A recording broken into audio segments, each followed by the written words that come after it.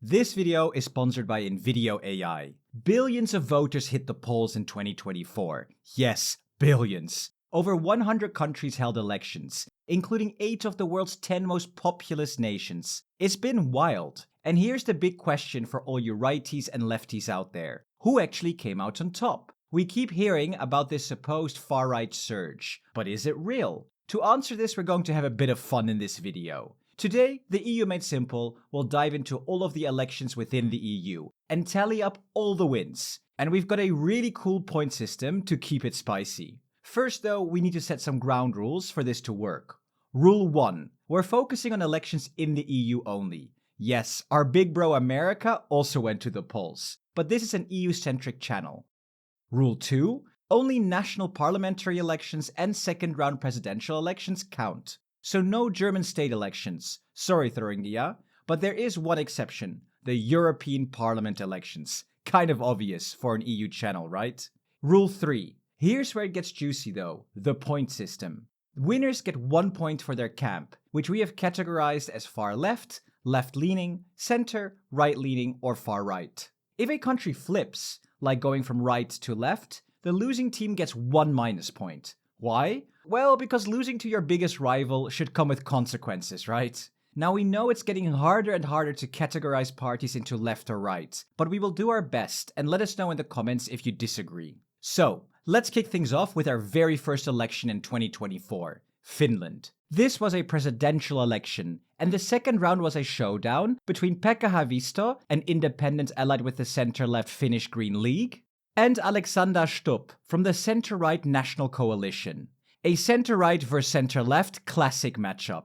And the win went to Mr. Stubb, who secured 51.6% of the total vote. Now here's where it gets interesting though. Some might argue Stubb leans center-left. He's the leader of the National Coalition's liberal wing and supports multiculturalism, same-sex marriage, and controlled immigration. But despite these positions, both Stubb and his party identify as center-right, so we're sticking with that and awarding 1 point to the right-leaning camp.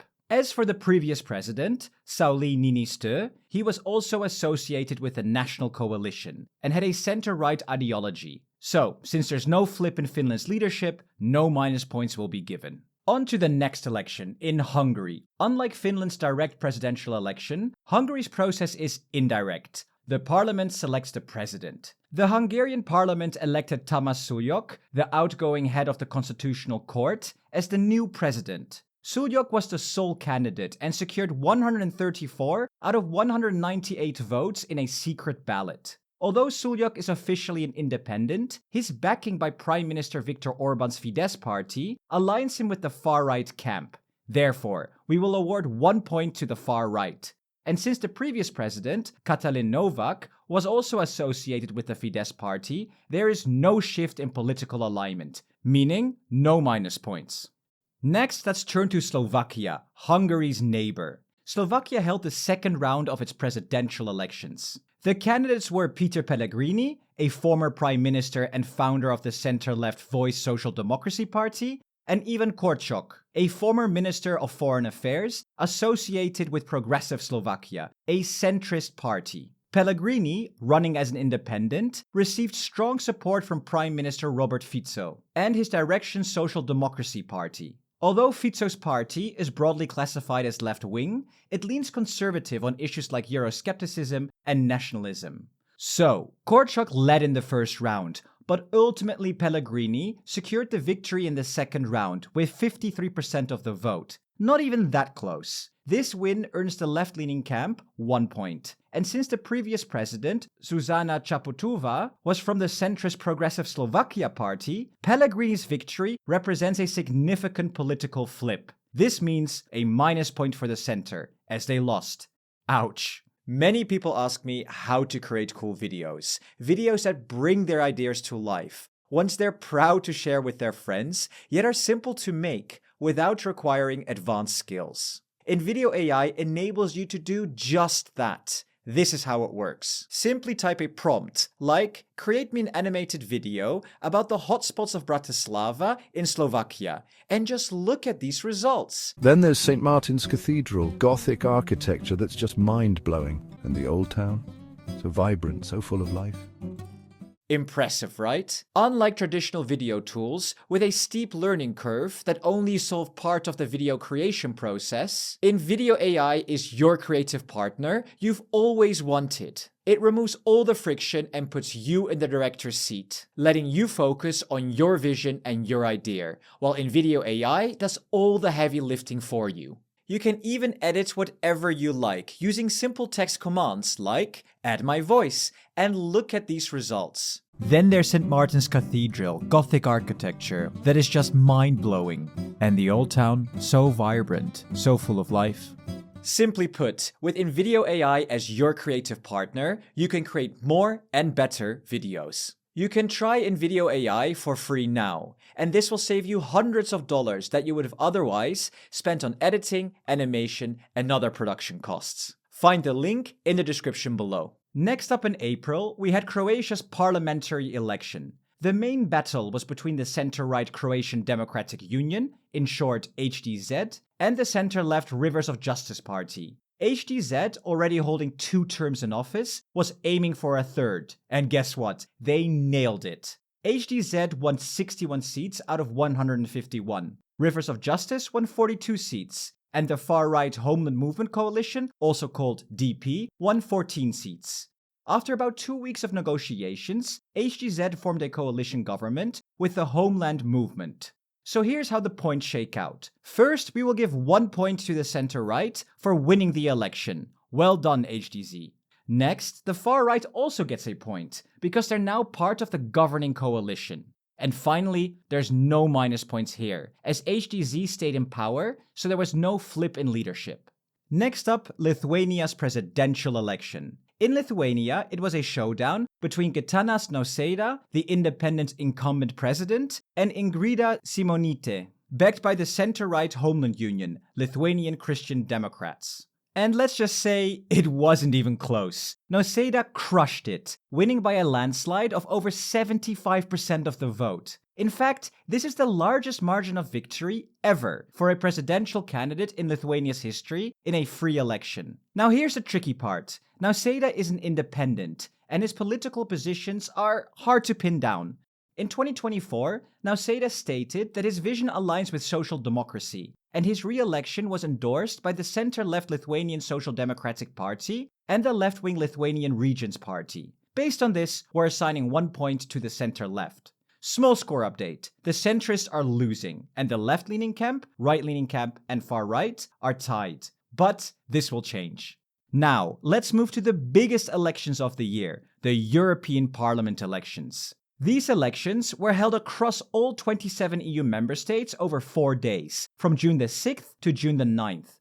Remember, your national parties are part of broader EU political groups. Check the description for a link to see where your party fits. Before the election, the center-right European People's Party, in short EPP, the center-left Progressive Alliance of Socialists and Democrats, the SD, and the centrist Renew Europe held the majority. But after the votes were counted, the composition of the parliament saw a major shakeup. The center-right EPP won 188 seats. The center-left SD won 136 seats. The new far-right group, Patriots for Europe, won 84 seats. The right-wing conservative ECR won 78 seats. The centrist Renew Europe won 77 seats. The Greens EFA won 53 seats. The left won 46 seats. And the new far-right group, Europe of Sovereign Nations, won 25 seats. This election was a real game-changer. Renew Europe dropped from 3rd to 5th place,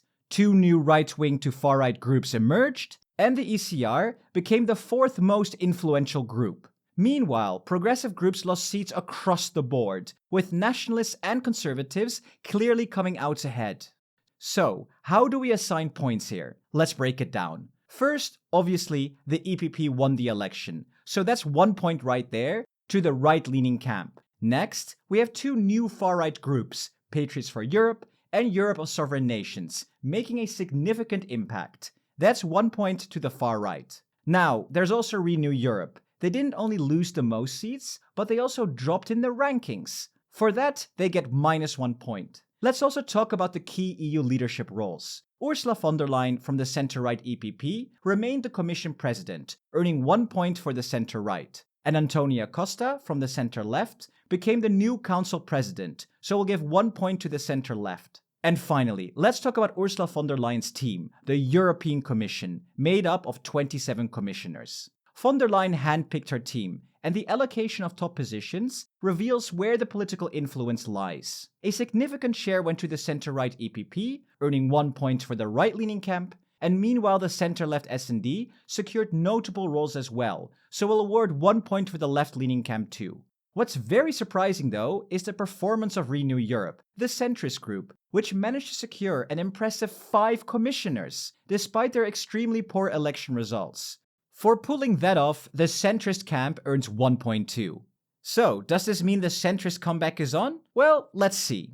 On the final day of the European Parliament elections, 2 other EU member states elected their national parliaments. Let's start with Belgium's federal election. Belgium's federal parliament has 150 MPs, and all seats were up for grabs in this election. The nationalist and Eurosceptic New Flemish Alliance came out on top, winning 24 seats. In second place was the conservative and nationalist Vlaams Belang, securing 20 seats. And tied for second was the liberal French-speaking reformist movement, also with 20 seats. And the remaining seats were shared among other smaller parties. But yeah, for such a small country, Belgium's parliament sure has many parties. Maybe too many.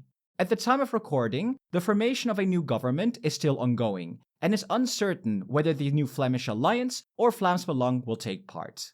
But, given the results, we'll assign 1 point to the right-wing camp for the New Flemish Alliance's win, as they align with this category. And we'll have to give 1 point to the far right for Vlaams Belang's strong performance.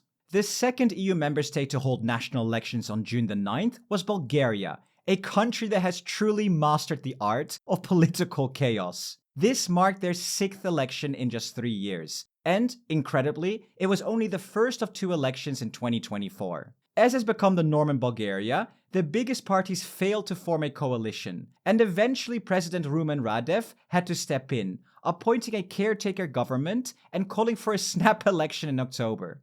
To avoid double counting points, we won't award any for the first election. Instead, let's focus on the second election in October. So, the Bulgarians once again headed to the polls to elect their 240 seats in the National Assembly. But voter fatigue was clear, with turnout dropping to just 39%, which is quite understandable, considering this was their 7th election in 3 years. Nonetheless, securing first place was the center-right GRB-STS coalition, securing 69 seats.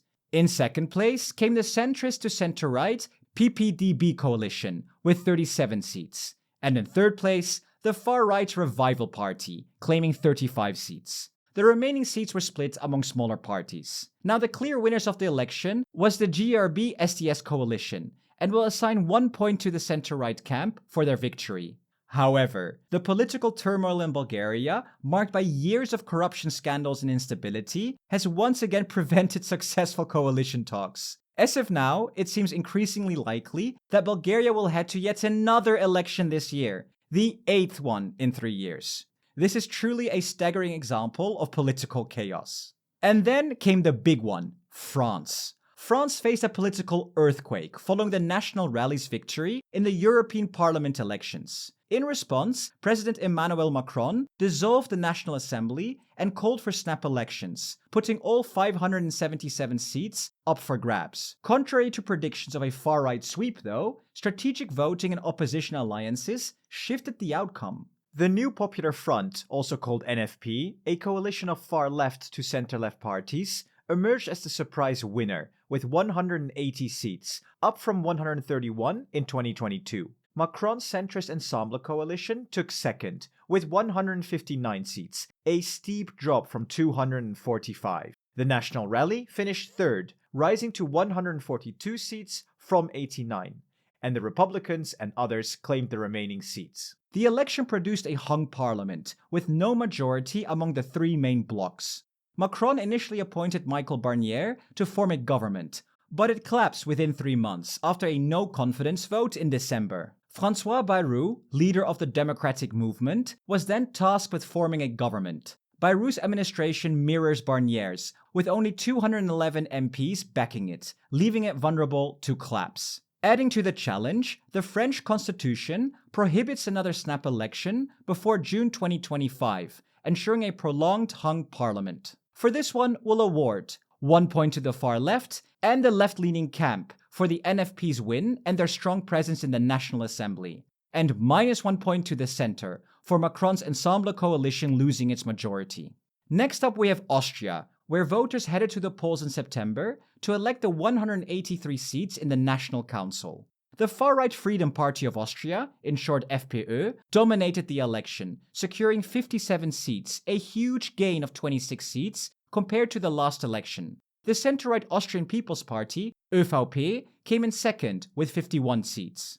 And in third place was the Social Democratic Party of Austria, who managed to get 21 seats. Despite the FPÖ emerging as the largest party, no major parties, including the ÖVP, were willing to form a coalition with them. But coalition talks among the FPÖ's opposition completely fell apart a couple of weeks ago. Ouch. It looks like Austria might be gearing up for another election soon, or a far-right FPÖ government. For more details, check out the video linked above. But as the FPÖ won the most seats in 2024, we'll award 1 point to the far right. Next up in October, we're back in Lithuania, but this time for the second round of parliamentary elections, deciding the 141 seats in Lithuania's unicameral parliament.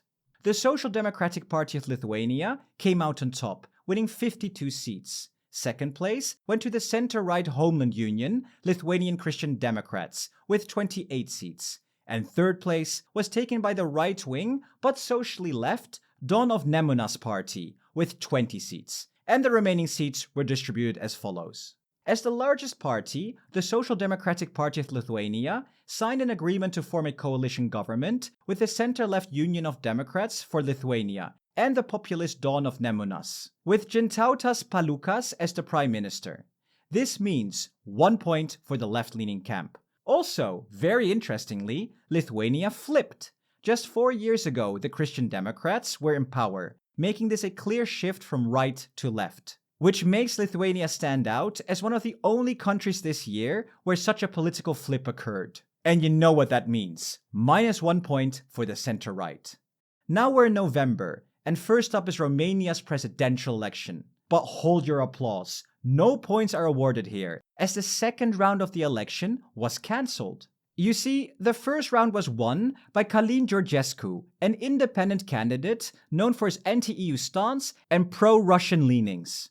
However, the Romanian Constitutional Court annulled the results, citing election fraud and illegal Russian influence. A rerun of the election is now scheduled for May, so no points will be awarded for now. But Romania also had a parliamentary election, where Romanians went to the polls to elect 331 members of the Chamber of Deputies and 134 members of the Senate.